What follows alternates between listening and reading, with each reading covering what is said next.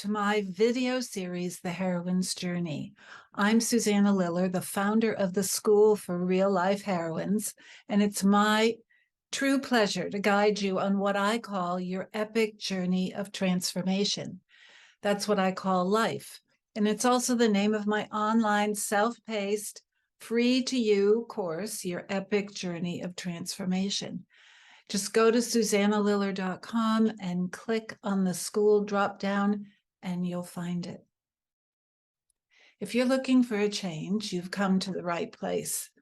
My message in all that I do is that you, my dear, are a heroine. You think you're ordinary, but you're not. You are a real heroine on a real life journey of discovery, a journey to discover your true self, your awesome and extraordinary self. It's important to me that all women know that they are greater. By this, I mean more than they think they are, that they are heroines, that they are on this incredible journey, a journey of epic proportions. And if they continue on that journey, they will contribute to themselves and to the world in a much needed way.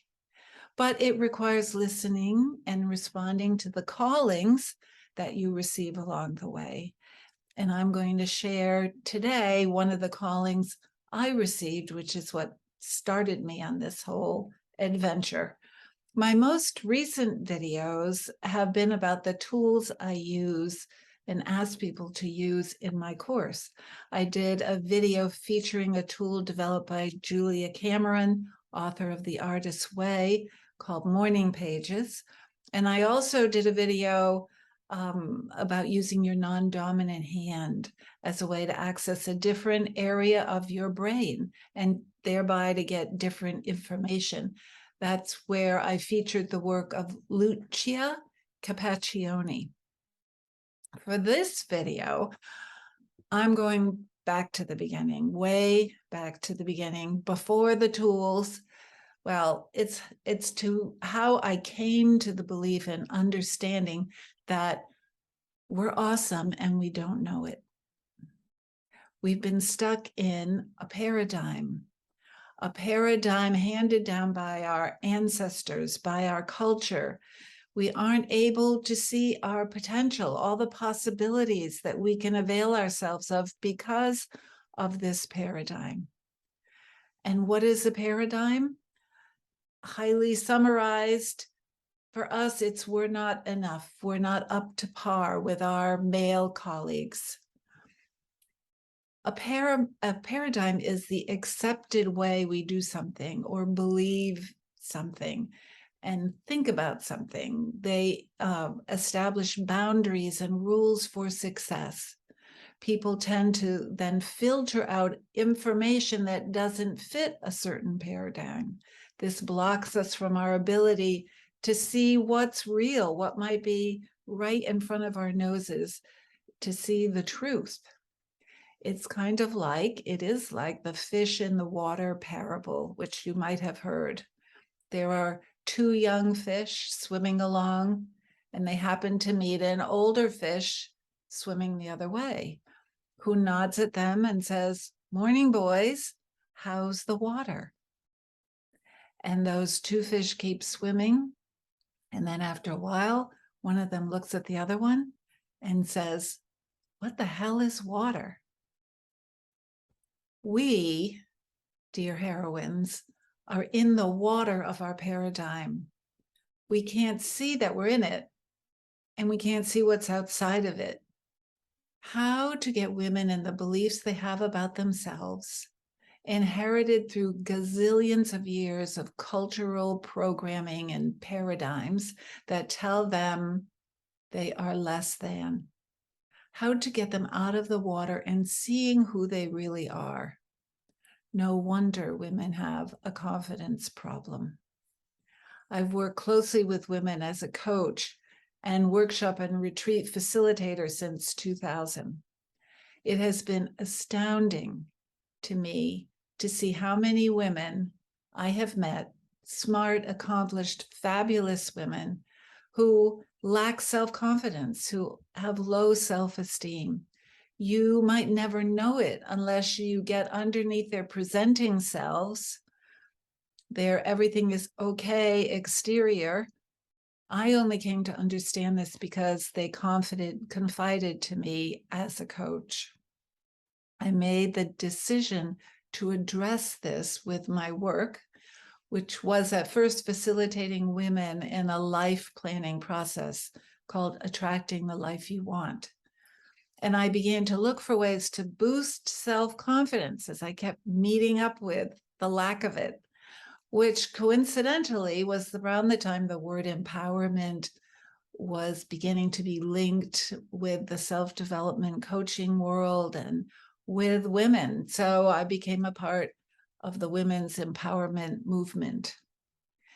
You can't just tell someone how amazing they are and how powerful and have them take it in.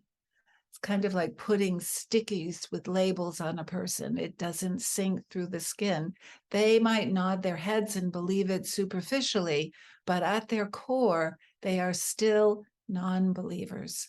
They've had too many years of their culture telling them that they're not good enough or smart enough or young enough or pretty enough or old enough.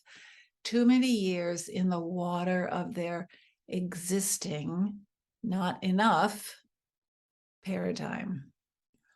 But then, as luck would have it, as fortune would have it, I was gifted with another way to help. And it hit me like a, tornado. I always had used the story of Dorothy and the Wizard of Oz as a metaphor to talk to women about what they had within, their intuition, as a built-in guide to their best life. If they would only listen to that intuition, which of course is key, I reminded them that Dorothy's ruby slippers were like the gift of intuition. She had them on her feet all the time. They have their intuition within themselves. She could always use those shoes, those ruby slippers, to get to where she wanted to go. But she had to learn how to use them. And as Glinda told her, she had to learn it for herself. And we too have to learn how to use our intuition for ourselves. And it's important to find a way to listen to it. So my friend, who lives an hour up the road from me, told me that a woman was going to be speaking about how the Wizard of Oz illustrated the hero's journey as taught by Joseph Campbell. And because I was such a fan of the Wizard of Oz, I was very intrigued and I went. And it was what I would call my tornado moment. You know how Dorothy was picked up and shaken into a whole new world by her tornado? Well, me too. I was introduced to a concept, the hero's journey, actually a paradigm, an archetype of, here's that word again, epic proportions, the hero's journey. I had found what I believe to be a framework for life, and it is a framework for life, for understanding how to evolve ourselves and grow, that we are all offered. Actually, no matter who you are, it's all available to you. And this framework, this journey model, has been in all our literature and then transferred, therefore, to our films and our television as a core pattern, a core plot pattern. It's the same, it's the pattern of the Wizard of Oz, and it has been around for thousands of years.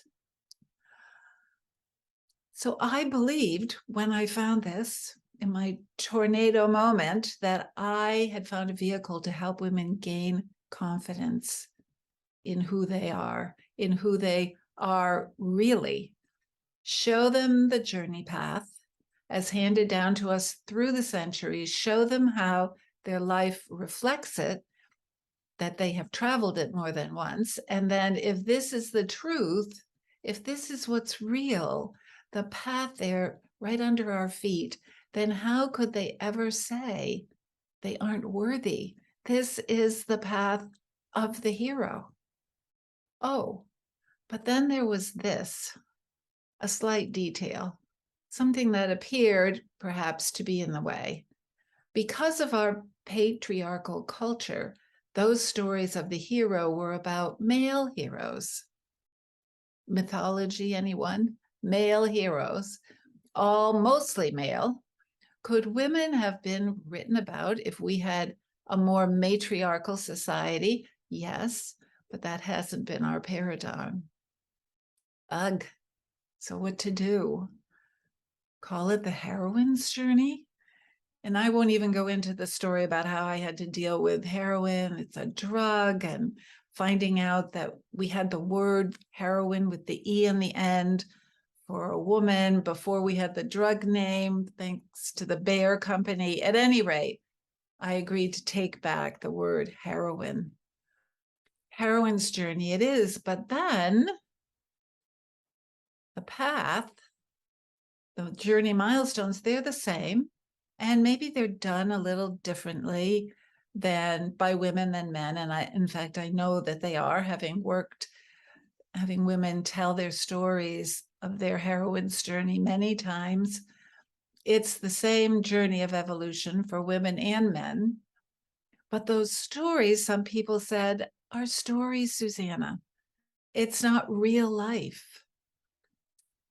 But I would say, remember, stories reflect real life. And yes, I'm sure there are embellishments. I know there are embellishments in the hero stories. Just look at Marvel, get very embellished, but at the very core, you look for the pattern and you find it over and over again in real life, which is so exciting. So it's there in her life and in her life and in your life, if you look. Show women that they are living the heroine's journey and they'll see it.